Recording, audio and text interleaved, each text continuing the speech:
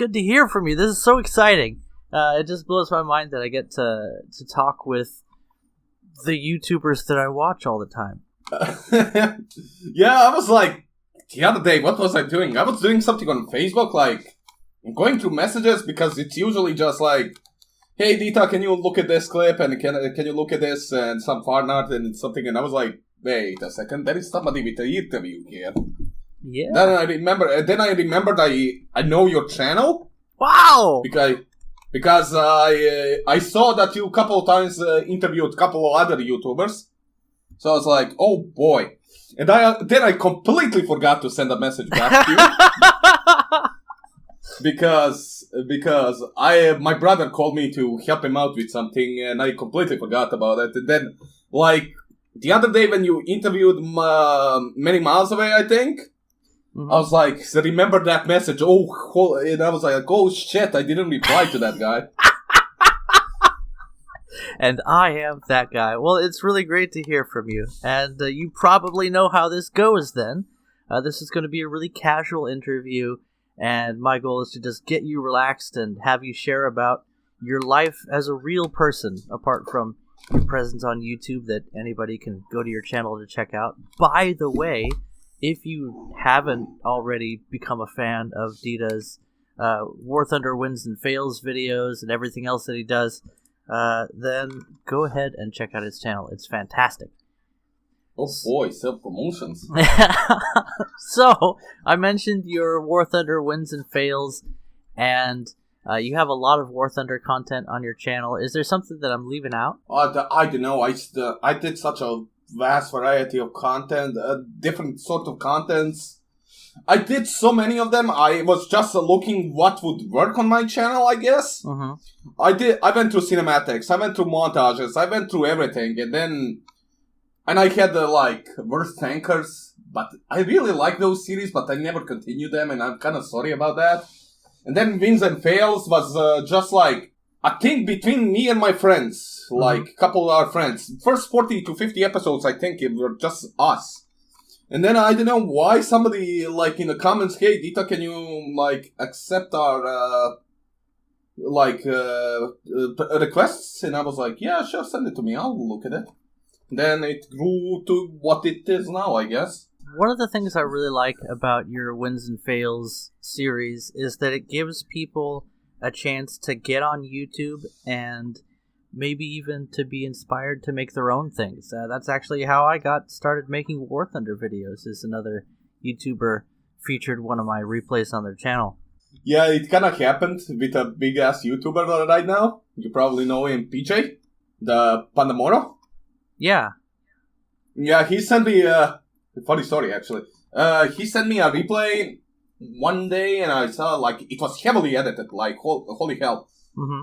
It was heavily edited, and so I sent him an email back, I'm sorry, dude, but I will not accept this because it's so well edited. Please upload it to your own channel. And I send him a War Thunder Reddit page, and I shared that video of his and everything.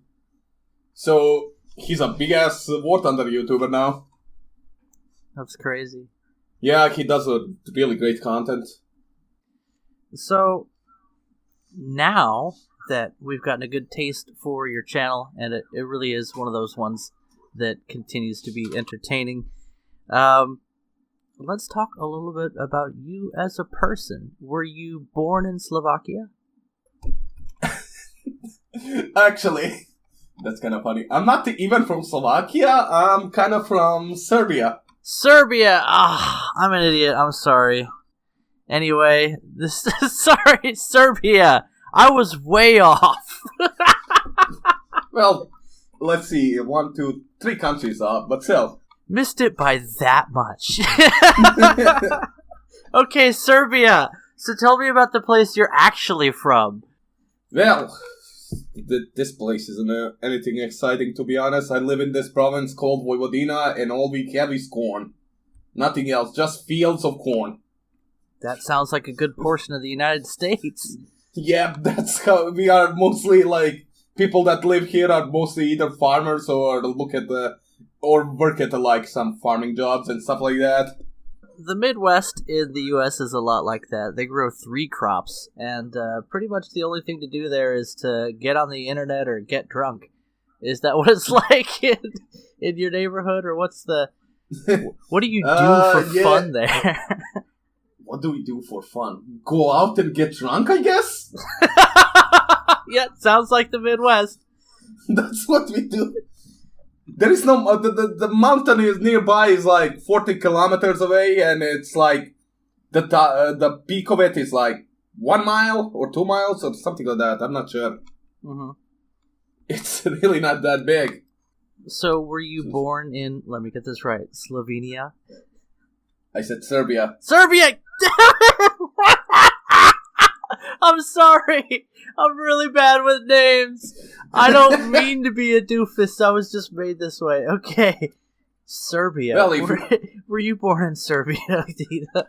Well, if you want to get technical, I was born in Yugoslavia before the war started. I'm the last generation of people that were actually born in Yugoslavia before the war started. So yeah, technically I was born in here. Okay. Tell me a little bit about your family. Brothers, sisters, mom and dad? Okay, so I am the one of the 5 brothers. I have 4 brothers. So, yeah, sounds a lot, eh? So do you all go out and pick corn together? No. Yeah, mostly, we were always like, most of us were always like, manual labor, because I don't know, we always enjoyed the manual labor for some reason. I don't even know why. Oh, it's fun. Good for you. You don't have to think, and it's easy to just go out and work hard. Yeah, true. For my dad is for past, 20, 25 years, has been working in Italy. So, kind of a story, but he went to Italy to basically feed us, 5 of us. When the country went to shit, like the hyperinflation, the food shortages, the embargoes, everything that was going on in the 90s, like 95, I think that he left. I was like 5 years old then, something like that. So this is not the first demonetization you've been through, then. Actually, that's a good one. I will keep remember that. Okay, so growing up in Serbia, Toshio, you ass. Growing up in Serbia, you didn't always have easy times when it came to being able to get by. Your dad moved to Italy to work and to make enough to support the 5. Is it 5 boys? Did you say? Yeah, 5 boys, yeah. 5 strong, strapping boys. And mom as well. Yeah, my mom had a really hard time taking care of us now that I think about it. I have a huge respect for my both dad and mom. Dad basically had to leave 5 of his son in a country to go and work as a truck driver and spend the rest of his life to sleep in a goddamn truck for 25 years now. You know what the hardest thing is? The hardest thing was leaving those 5 boys and mom at home. Yeah. He's gotta miss you guys terribly. That's really a brave thing that he did. Yeah. You have a good dad. It's too bad that he couldn't be around, you know. I mean, country was completely in shambles, dude. The hyperinflation, everything, as I told. It was impossible to make any money here. So, wow, mom with 5 boys. And I know I'm friends with a family that has a mom and a dad and 4 boys. And they're just like, they're stressed out all the time. Because the boys are always running around doing things, and they can't even keep track of them, let alone control them. So, 1 mom, 5 boys. How did she survive? Oh, I don't know, actually. That's what I wondered. Especially 5 boys, because especially we would get hurt. We would get hurt a lot, actually. I spent more times in hospitals than in my own home, I think, at some point. Wins and fails IRL.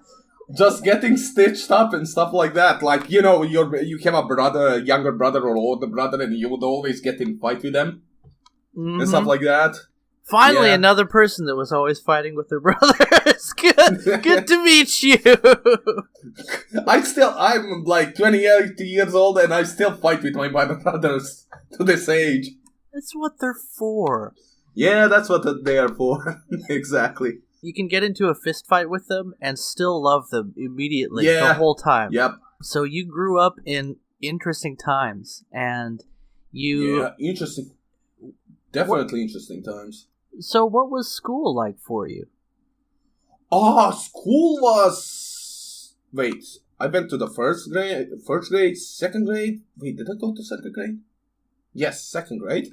And then the third grade, when NATO bombing of Serbia started, we didn't go that year in school at all.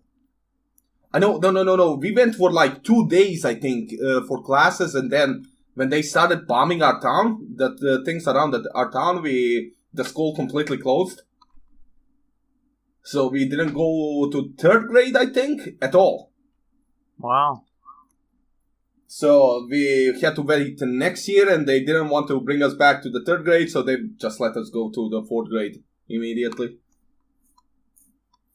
So school was an interesting place, I guess. Yeah, do you think that you had to learn fast because you missed that year? We had to go to extra classes because of it, yes. Like Saturdays and Sundays. So yeah, that was kind of, Oh well, what you gonna do? Yeah. The war is war. Yeah, man, that's something that kids in America can't really relate to. But, wow. So, yeah, sorry, I can't go to school today. NATO's dropping bombs. NATO is dropping bombs. We get an inch of snow and the entire city shuts down, but, you know... Yeah, airstrikes, another thing that other kids that have to fit their schedule around. So, that was your elementary school life. After your early school, did you go on to further education, or what happened with you after that? High school was fun. That's all I'm gonna say about high school. I don't even remember half of my high school people that I went to high school with. I don't remember half of them. Like, I maybe remember like 5 of them in total. It was fun. It was definitely an experience. Yeah. But then I had to, after high school ended, then I had to start working and stuff like that. Yeah. Because not enough money, so everyone had to start going to work. And then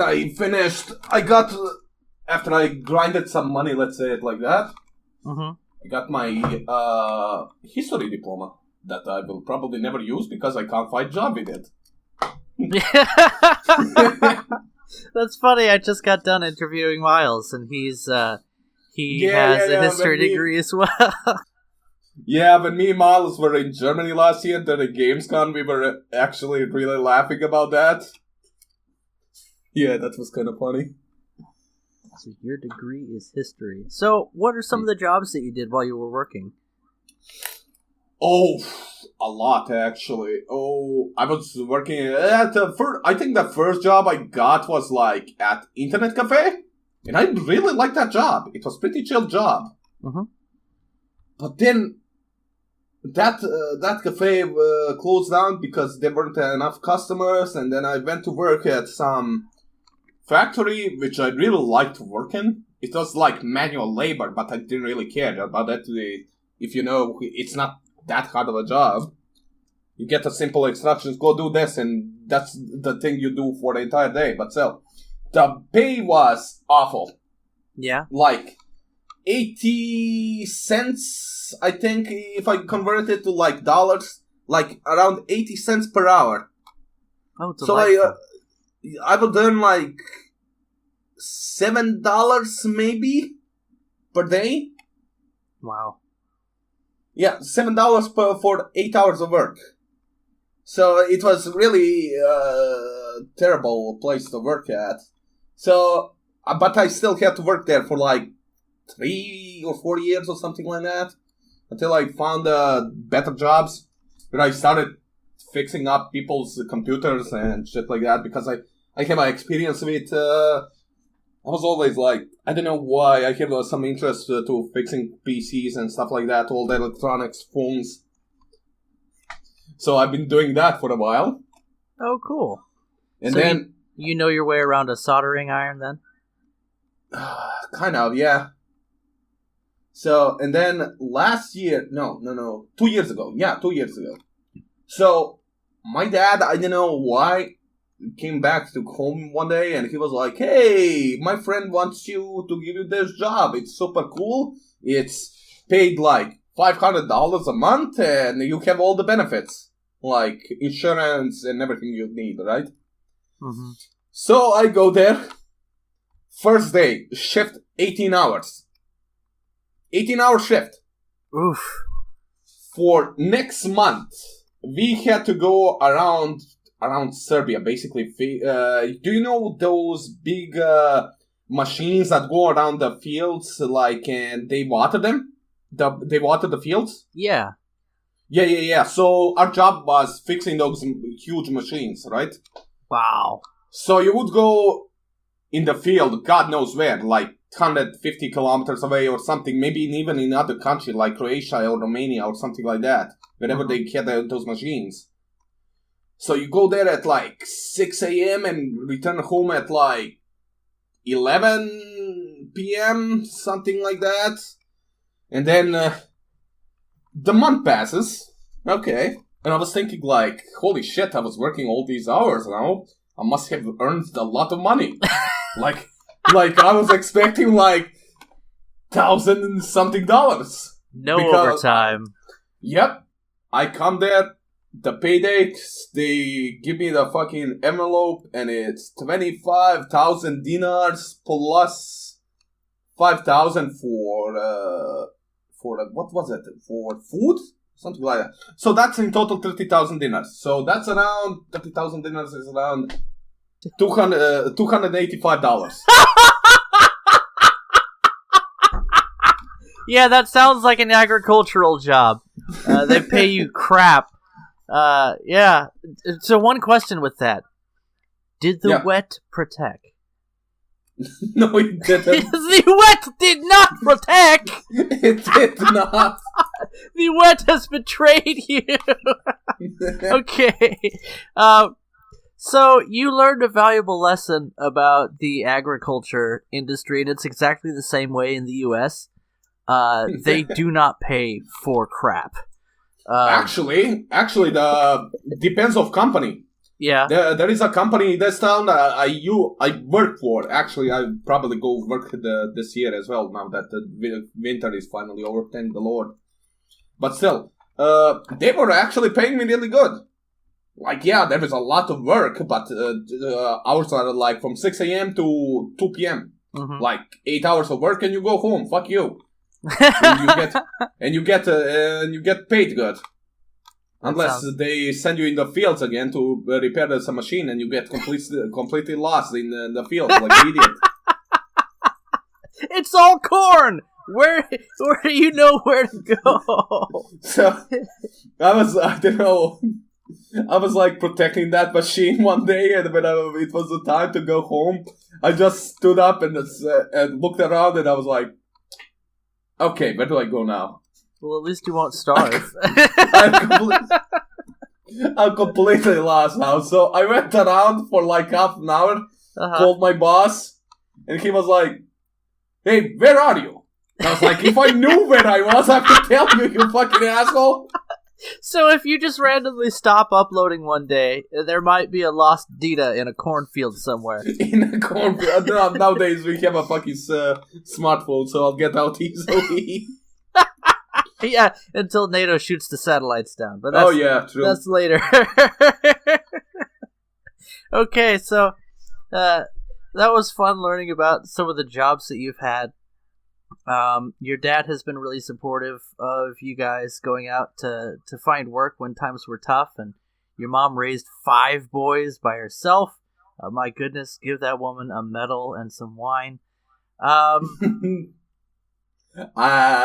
Yes, that's kind of to point that out. She died 3 years ago from oh, cancer. oh, Yeah. well, that's tough. Yeah, That's tough. it You know what? is. She finished her job though. Yeah, she did her job really fucking well. I'll tell her that. Don't have anything. Oh, fuck. The hell? Alright, Jesus Christ, that scared me. She she did her job. I can't hold anything against that woman. Mm-hmm. She was a great mother. And my cat is now meowing. So where do we go from here? How about what got you started making YouTube videos? I don't actually. I don't actually know. I was just like one day. I didn't know anything about editing or anything like that. So I don't know what. Yeah, my friend of mine, like, she gave me her Sony Vegas license, because she was upgrading to Adobe or something like. I was like, because I was back then I was just starting out War Thunder, and I was like, I could try this out. I see all these other YouTubers doing it, and I was like, yeah, I could try this out. And that's basically, and then I spent a couple of days trying to figure out how to edit, until I actually figured it out. So it all started going from there. That's interesting. I got some inspiration from one of my friends when I first started too, so I'm always thankful for that. Another thing I noticed is that you have a cute anime girl mascot for your channel. How did that start? And do you draw? Here we go with this question. I draw sometimes, but my drawing isn't that great. So this anime picture has been commissioned by the same artist I've been contacting for past 2 years, I think. Mm-hmm. But anyway, anime profile picture wasn't even in a plan at first, you know? Mm-hmm. So I used to have this, because I'm a huge Warhammer 40k nerd, I used to have like this picture of Space Marine. Mm-hmm. But then when the channel got a bit higher, started rising like at almost 1,000 subscribers, I got scared if the fucking Game Workshop or something comes after me. For the Emperor!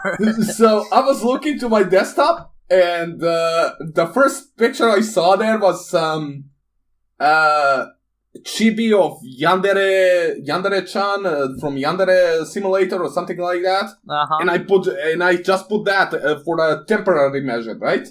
Oh my goodness! But then the comments started. Oh no! The comments started. You fucking weeb, you this, you that, you know. and that got me pissed off. So you made her a furry. Yeah. That got me pissed off because it's just a fucking picture.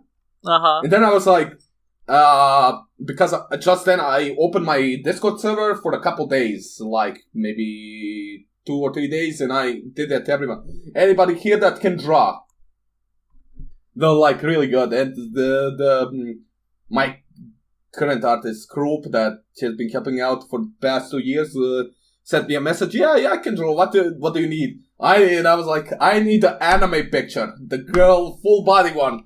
Just make it. I'll pay you whatever you want. Just make it so I can piss people off. I like your style. My initial reaction to all of that was to piss off any War Thunder Elitist player and stuff like that, because they were really toxic back then in my comments. So only thing I didn't was because of them. But then it kind of grew into a mascot, and now I don't want to get rid of it because it's a great clickbait. I'll tell you that. Yeah. Well, it's cute, and as a father of 2 girls, I'll tell you that cute things are important. So I love the story behind that, and seeing how you started out, and just seeing how you you just did it to poke at the people that were so upset about how dare you bring cute girls into our, manly man club. I had this guy send me a PMs for like 2 weeks, dude. Dita, you have failed the emperor and this and that. And, heretic!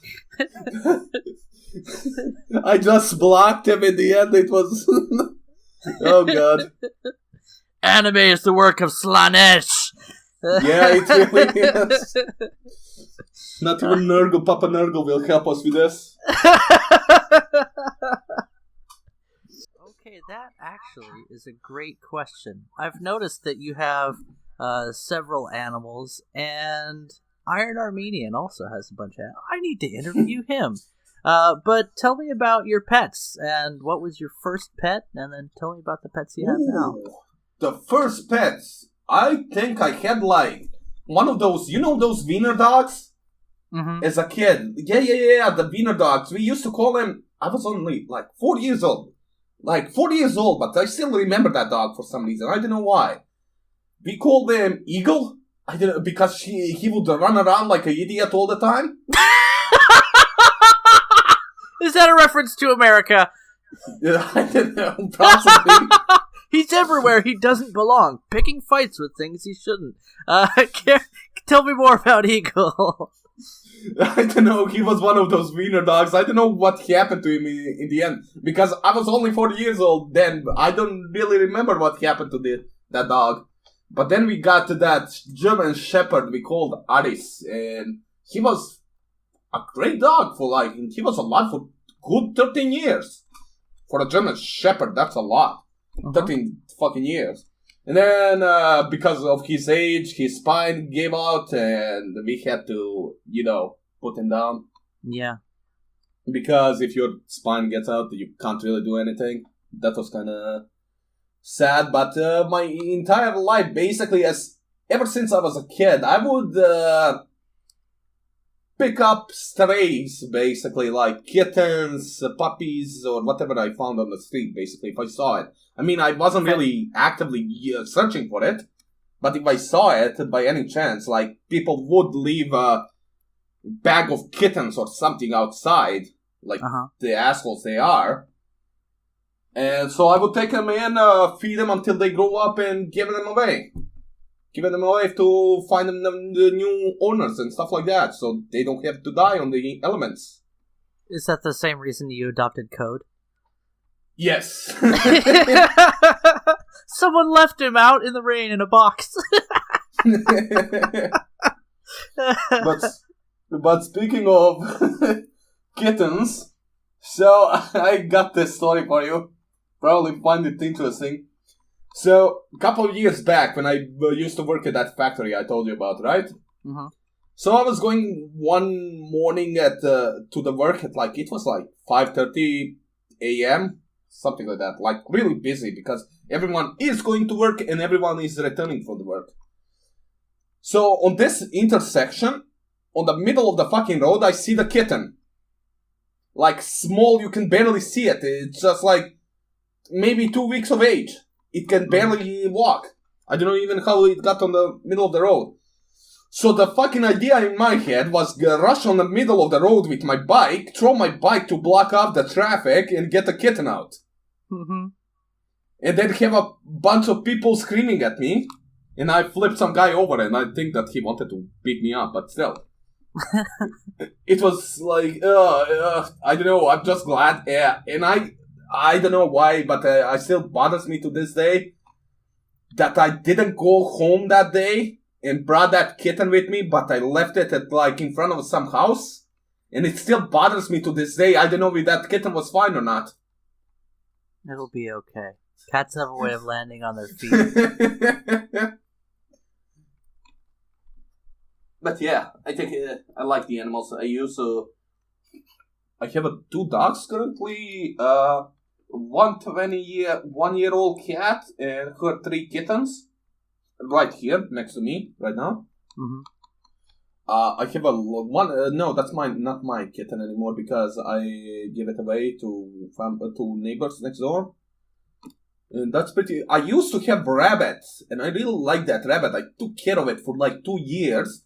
And then I gave it to my idiotic brother to take care of it, and he first died, and he... I don't know how, but he ran away, and some random dog killed him. Ugh. That was kind of sad. Mm-hmm. Yeah, rabbits are a pain in the ass to take care of, actually. I had a pet rabbit, and I lived on a little ranch, so I just let the rabbit run free, and he loved it.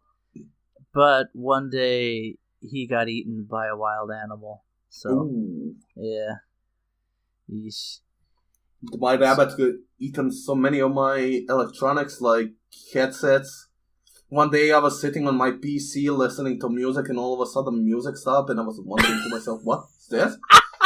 And I go to everything on Windows, and I check everything, and nothing is working, and I don't know why, but I took a cable off the headsets, and I just look at it, and it's dangling around, and I was like, oh, fuck. The rabbit got it. It's gone. Sounds like you're ready for kids.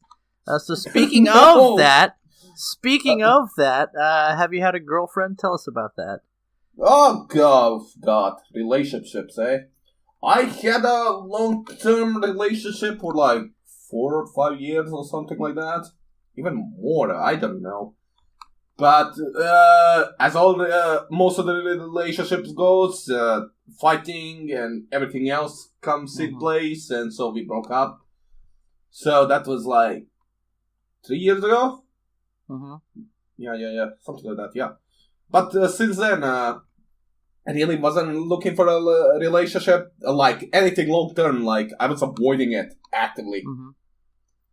Because the last time I hooked up with somebody, she was like, do you want to get married? And I was just like, nope. I ran away, basically. Girl, we just met literally 2 hours ago. Don't ask me this stuff. I'm not ready for this. Well, but yeah. Dita, you will be a great dad. Oh, and God. You're going to probably have 6 or 7 kids and have to move no, to Italy please. to pay for them. 2 of my brothers actually have kids. One has a daughter that is almost 2 years old, and the other younger brother one he has a son of 1 year. So it was kind of crazy with just 2 of them. I'm good with the kids for now. Yeah. Not really in the mood to have one. Well, I can tell you as a father of an almost 2-year-old girl and a newborn, you don't have time for a lot of the things that you used to do before. Yeah, I know. If you thought that taking care of pets was great, wait until you have your own kids. There's nobody that's easier to love, and you're gonna love it when you get around to. I can already tell you're gonna have lots of kids because you want to take care of them. You know you do, but you're just not ready yet. So yeah. you find yourself a nice, big, thick, round woman and just pump out the babies. Pump nice out the big, babies. The round woman. She'll keep you warm in winter. She'll feed the babies. Oh, God. And even better, she won't fit out the doorway. You can just keep her at home. Anyway, maybe I'm getting myself in trouble here. I'll have to see how much of this I have to edit out. But, well, we're getting to a pretty good length here. I've got lots of material I can work with. Was there something you wanted to talk about before we wrap things up? Not really. Aren't you interviewing me? Yeah. Well, I like to give you control for a while and see what you do with it. It's always interesting to see how people steer the conversation. So, no, actually, trying to think of something.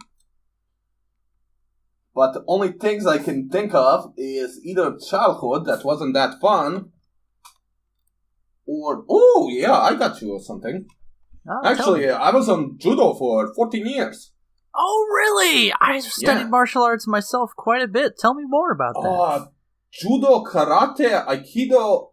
What else did I do? Ping pong for some reason.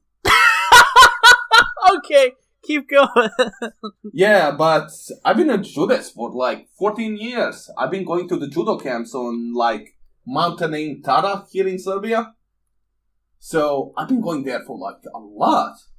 So until like couple of years ago, not a couple of years ago, like 8 years ago before, because I had a bad injuries, I tore out my ligaments from my right, it was a bad one. I kind of fell on a weird angle and simply tore off my ligaments, but still, I couldn't really go into my martial arts anymore. Yeah. But besides that, everything was fine. Kind of miss judo right now, actually. It was pretty fun. I was always in a sport, and then, what did my doctor say a couple, 3 months ago? Like, you were so much in the sports, look at you now, you're editing of videos, and I was like, yeah, that's how it goes. Because, actually, it's public anyway, so a couple of months ago, I lost my gland. Wait, I need to find, it's a real pronunciation in English. I think I found the title for the thumbnail. I Lost My Gland, Dita, 2019. Please pay Patreon. High supporters will replace Dita's gland. Now accepting donations. Thyroid gland, yeah. Oh. Yeah. So, for the longest time, I didn't really feel that good, nor and stuff like that. So, I just took it because that I'm lazy or something, or that was my excuse for everything. I'm lazy. Yeah, that's why you're feeling bad, because you're fucking lazy. Yeah, that's the answer. So, anyway, 200 IQ. So, I go to to take my blood test, and they rush me immediately, like after 2 hours. They call me on the phone, you need to go now to the specialist. And I was like, oh shit. Now, so immediately, if the first thing that comes to my mind is cancer. Because my mom died from cancer, and I was like, oh fuck, now this is gonna be fun. So, go there. He tells me, like, Andres, let's check you out for immediate, like, cancer and stuff like that. So, and they go, ooh, son, your thyroid gland is out. I was like, the what now? Tyrannid, you warhammerhead. Keep going. So, they were like, do you feel depressed, the lack of motivations, you can't lose weight and stuff like that? And I was like, he's listing all these things, and I was like, yes, that's me, yes. How do you know Dita, this information? Do you feel like a fat loser slob? How did you know? So, he's like, yeah, this gland is actually producing those hormones your body needs. And your gland went off like 5 to 10 years ago. And nobody fucking noticed. I was like, wait, and I was like, yeah, wait, I'm going to regular medical checkups every 3 months, so nobody noticed for 5 to 10 years? He's like, oh, well. And now I'm on, I need to drink hormones for the rest of my life to actually keep up with what my body is losing, because I don't have that gland anymore. Yeah, but then again, I've been still doing great after the medications, actually. Like, it really helped. I'm not going to lie. That's a good doctor. So, everyone, Dita has medical expenses, and if you want the anime girls and the wins and fails to keep coming, and if you don't want Dita to turn into a fat slob because his thyroid went on vacation and hasn't come back, then go support his... Well, you have a Patreon now, right? Yeah, I had to open Patreon. I really didn't want to ever to make a Patreon, but after the YouTube demonetization thing, yeah, I kind of had to. I was more forced to than anything. I mean, I'm still earning money in real life anyway from the jobs I do, but that's nowhere close because the payments in Serbia are great. Yes. Yeah. Yeah. Oh, but yeah, still, I was kind of forced to. We'll see what happens. Well, Dita, I had a great time talking with you. Was there anything else you wanted to share before we wrap things up? Yes, I wanted to share my kittens because they are super cute. Okay, do it. Do you want to meow? No, you don't give a shit. Oh, you want to? Oh, there we go. Dita, it's been great talking with you. I'm glad you made the time to talk with me today, and I'm looking forward to turning this into a video. So for all the people watching, go ahead and say goodbye. Do you want me to do it in Serbian? Sure. Zdravo, ja sam Dita, drago mi je što ste gledali ovaj video i vidjet ću vas sljedećeg puta. Vjerovatno na Vision Fails ili nešto. Ćao! There you go. And for everyone that doesn't speak Serbian, thanks for watching. Catch you in the next one. Basically, if you want translation, hello, I'm Dita, and see you next time, probably in Vision Fails. Bye-bye. That's what I said. Basically, right. That's it. Well, that's a good way to say goodbye. And with that, Dita, again, thanks for spending this time. I know you're a busy guy. You're working and making YouTube videos and all the other stuff you're doing. And playing way too much video games. And playing way too much War Thunder. Yes. Without the help of a tyrannid, yeah, without a tyrannid gland. Actually, I wanted to tell just real quick. Like, I just remembered, I really wanted to say thank you to either my Patreons or both Patreons actually, and everyone on the Twitch community. The Twitch community was huge help after my demonetization thing. Like, holy hell, the Twitch community was really out there. Oddballs, Cat, Iron Armenian, Fly Daily. No, actually, Fly Daily is not streaming that much. But still, although... Actually, no, screw that guy. no, he hosted me once. Like, he sent me like 800 people on Twitch. I didn't know what to do with it. Uh-huh. But he streams like every Friday or something like that. But yeah, the Twitch community was a huge help. Yeah, and I can't remember all the names now. There were a lot. They like jumped in as soon as because I've been streaming for a while, for like the past year now, so they know me, and I'm happy that I met them all actually.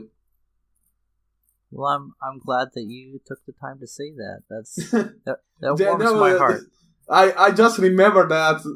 I completely remember it just hit me like you didn't talk about Twitch community. I was like, oh shit, you just thank them. I'll put it right at the beginning of the video. People will be like, why is he already? Anyway, thanks for your time, bud. And I will